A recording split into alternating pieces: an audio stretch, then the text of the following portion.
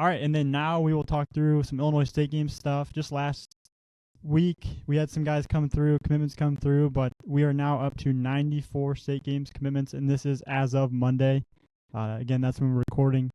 But guys, a lot of names from our future games squad coming through this past week, committing to some big time schools. And Drew, earlier this morning when we were talking, you mentioned how good that team was and just how many commitments we have so far in the schools, the level of talent. I mean, I'll let you guys touch on it if you want, but some big commitments coming through this week. Yeah, and I want to make sure I have my list here so I don't miss anybody. But it was a unique year this year for the future games. Like selecting the team, we haven't had the opportunity to get as many guys on like a team select in the past, which was really, really cool for just Illinois in general to be able to, allow more players to get into that environment and to be seen by those coaches. And shoot, a couple team select guys are already off the board as well.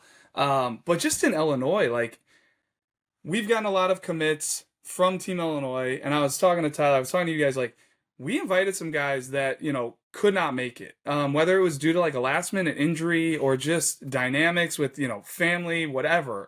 Parents were getting down there. It is in Georgia. Like, so there's a lot of dynamics to it, but just to see how deep like the talent in that 2027 class in Illinois is looking at these commitments. So, I mean, over the weekend or over, I guess the last week we'll say, but like Andrew Talbert from Byron played some, middle infield for us at the event, played some outfield. He's a versatile athlete. He commits to North Carolina. Really, really good commit right there off the top. And then we got Brady Cunningham, who we talked on at length, like after the future games, just with how impressive his bat was at the event. And then the athleticism on top of it. Like ran one of the better 60 times for Team Illinois, put up some of the best, in-game EVs with just a ton of loud contact. And he committed to Texas A&M. He's at Brother Rice. But he'll be going to Texas A&M. And then you got Cash Van Houten from Canton, Illinois. He just committed to Illinois. Kind of the same deal as Andrew Talbert. Really athletic, can play all over the diamond. I could see him at shortstop. I could see him in center field. But then, at the same time, he also gets on the mound, and he's been up to 94 before. And pounds the zone, is highly competitive, can spin it. So Illinois is getting a good one there. And then TCU gets a pair of commits. One of them from Jimmy Benson, St. Lawrence, one of the top pitchers in the Chicago Catholic League this past spring. And then they get Matt Ritchie out of St. Charles North, right-handed arm. And he's a guy who didn't make it down to the future games. But to me, like, I look at him like he's a future gamer for me. I know he didn't make it. He got hurt. He got hurt before the event in the summer, but was one of, like, I would say early to middle invites. Like, Tyler, you saw him in the spring. I saw him early in the summer. So it was like a guy we really wanted there that would have represented Team Illinois well, and he's going to TCU as well. Really, just to piggyback off that, I mean, I'm really excited for all these guys, but I mean, Matt Ritchie was maybe my favorite arm from the 27 class that I saw last spring. Like, the outing I saw of his, he absolutely dominated Lake Park at his home place, and a lot of what you saw in the summer, Drew, like the fastball comes out really good, and then he was really spinning a tight slider and was throwing it in any count whenever he wanted and getting swing and misses on it. So really excited for Matt. Obviously, sometimes with going to the future games and sometimes missing out on the future games, you might not get as many looks nationally. So to see him get a ton of love from a great program like TCU really fires me up, and I'm really excited for him. Same. And like Team Illinois, just looking at it right now, a couple months, off the event, like it's really impressive. First, what those guys did down there in that event to earn those eyes on them was super fun to watch. Like so many guys showed out, but then to see them then obviously getting a ton of attention from it, and hopefully make commitments that they're happy with, and we're able to go on some visits this fall and see a lot of places. Like that's the one thing I hope all these guys out there that are getting the love, because not many, 2027 prospects are getting high-level Division I love. It's never been harder right now. So I hope these guys are enjoying the experience. They're going on these visits, maybe going to a college football Saturday and getting that really cool experience, and not just, committing after that first college they go see or the first phone call they get. Because at the same time, I don't blame them for being a little stressed and, for jumping on an opportunity right now. But guys that bet on themselves and, have options and go kind of weigh all their different options, I just think is best for the long run. I feel like in the past I'd seen like a trend past few years where like guys like the month after are usually starting to commit. It seems like from our future games team, and this year that didn't really happen, which honestly was kind of surprising me. And then I feel like the past 2 weeks, 3 weeks, we've had kind of a spur of commitments from Team Illinois and Team Select there. So it's cool to see those guys starting to kind of come through now. Hopefully, because they're taking all their visits. Like, Drew, one thing I know you stress it, our Team Illinois guys every year is like, enjoy the process. Like, take your visits. Don't feel like you got to commit to that first school you go see. Like, go see the other schools that are interested in you. And hopefully that's what our guys have been doing, is taking a bunch of visits, seeing a bunch of different new places. Like Drew's saying, take advantage of going to those college football games, man. I know I would be. So hopefully that's one of the factors there, Gavin. And there's still a lot of talent out there that's uncommitted from our team. Guys that showed really well. I'm not going to go through the list, but just like off the top of my head, I think of a Jackson Tucker. One of the top performers. I think he's one of the top uncommitted 27s in the country right now, probably. Definitely in like the Midwest. So hopefully he's weighing all of his options. I would imagine he's got a lot of suitors. And others, the Keegan Sipes of the world, the Ryan Wilburnings of the world. Like, there's a lot of guys. I know Trivellini's been wrapped up, Illinois, and Wade Osmond to Illinois, and like another guy, Omar Avalos. Like, guys, all he does is hit and play a good center field and run the bases, and just is a hard-nosed guy down there at Father McGivney. So plenty of guys still to watch. Like, if you are a college coach out there, like, check out that list, because it was a talented list down there at the Future Games, whether it was on Team Select or Team Illinois. It's also cool to me, like, the schools that these guys are going to. Just cool to see, like, the geographical, like, how far down they're going. Like, how far, like, TCU's obviously Texas A&M, like, we got ACC and SEC, and I mean, like, other schools are kind of dominating Illinois as well, like Kentucky. I mean, they've wrapped up a few high-level guys from our state as well, so it's just cool to see, like, the broad range of commits, and just, like, not all staying local, which is really cool. Can I shout out Tyler Defaball here? So yes. I thought it was a really unique and cool thing, like, this year at the Future Games. Tyler's cousin's from Ohio. Tyler's from Ohio. He has a 2027 cousin that's a left-handed pitcher who was actually at the Super Sophomore Games last year at IU. Battled some injuries, was able to make it down to the Future Games this year through well for Team Ohio, and he just made his commitment too, right, Tyler? Yes. Yeah, he officially committed to Arizona a couple weeks ago, so super excited for him. He visited Noah Milburn. Okay. Noah Milburn, so it's on my mom's side. He's not a Defaball, which is probably why he's so good. So, no, super happy for him.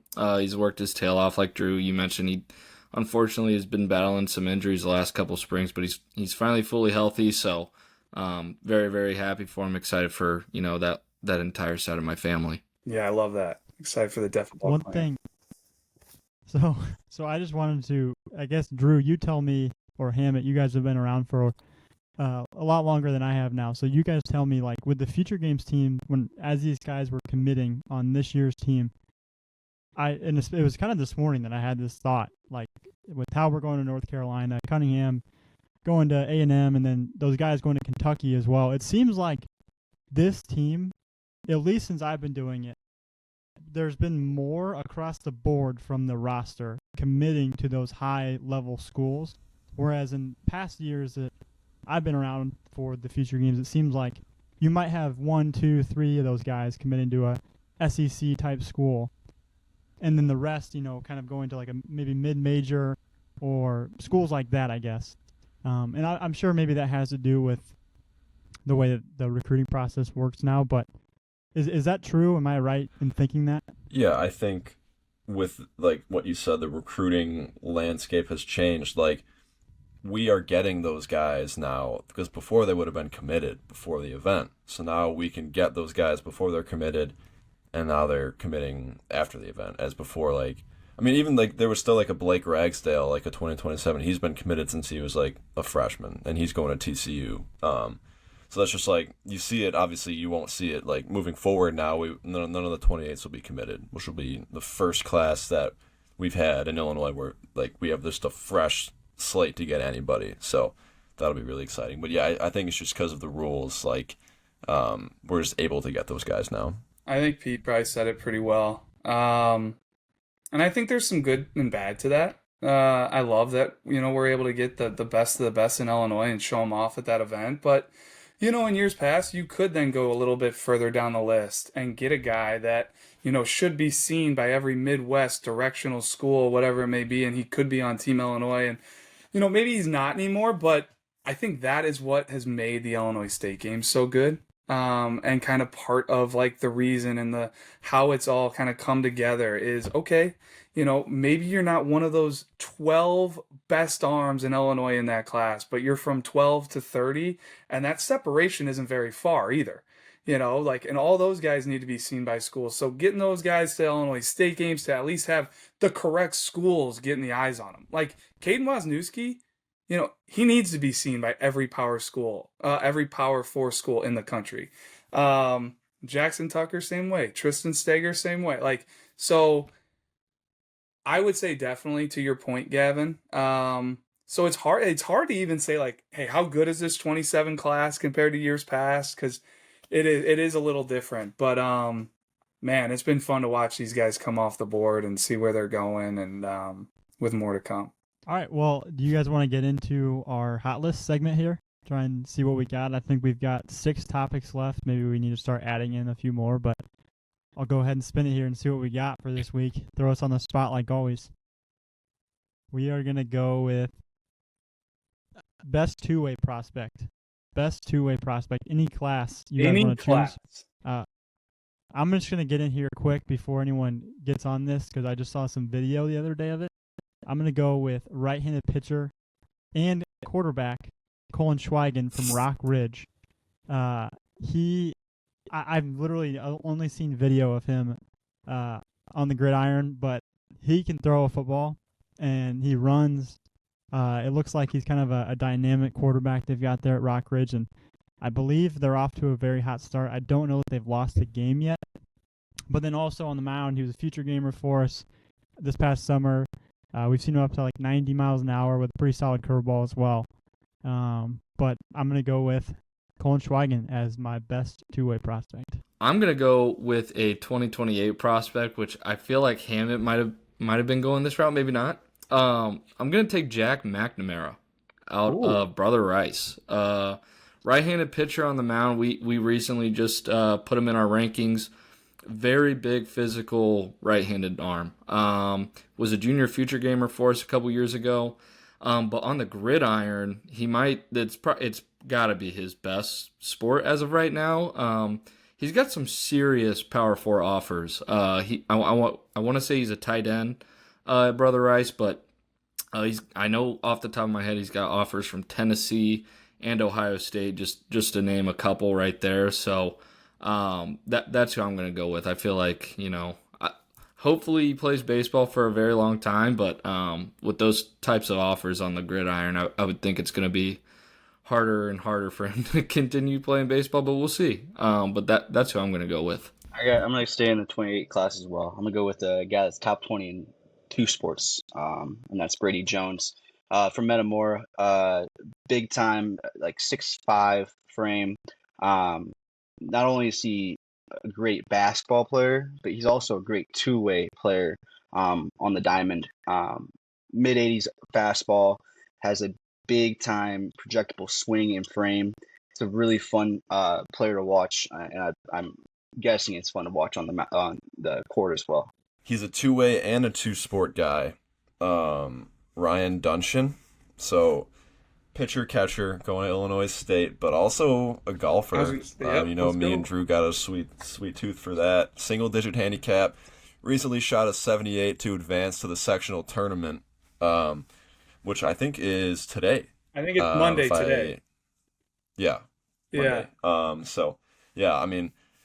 Ultra impressive to be able to have a golf swing and a baseball swing at the same time, and do well at both. That's like seriously underrated. I could never do it. That's why I was a pitcher. So Yeah, Brian Duncan. And that 6'5" projectable frame with a loose arm probably helped you be a pitcher too. But Yeah, maybe. yeah, I'm gonna shout out Naperville North. Their high school golf team made it. They made it past regionals.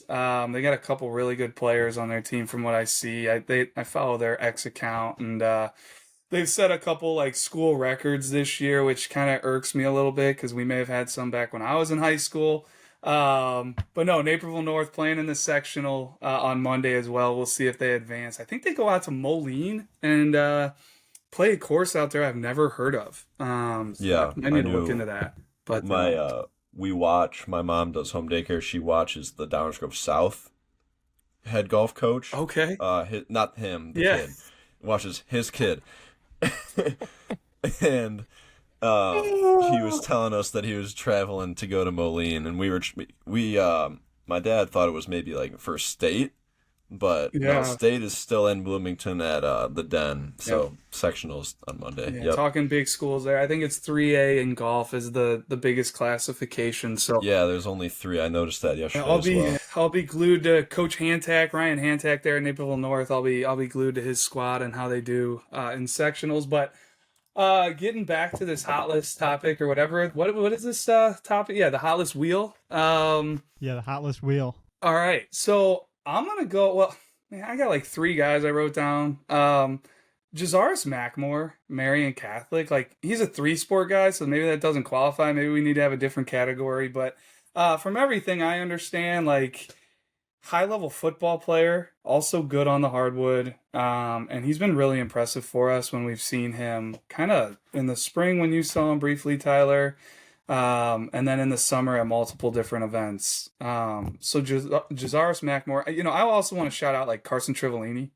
Guy is apparently like, a baller on the basketball court. Point guard, like I got a, soft spot for that as well. I was kind of, grilling him about his game and his style when we were down at the Future Games. So Carson, we'll see how you do this winter, but he's another guy. And Josh Morgan, another future gamer, 2-sport athlete, big time football player. Also did really well for us on Team Illinois and a guy to watch. So those will be, I kind of cheated there, but hey, I want to give some guys some love.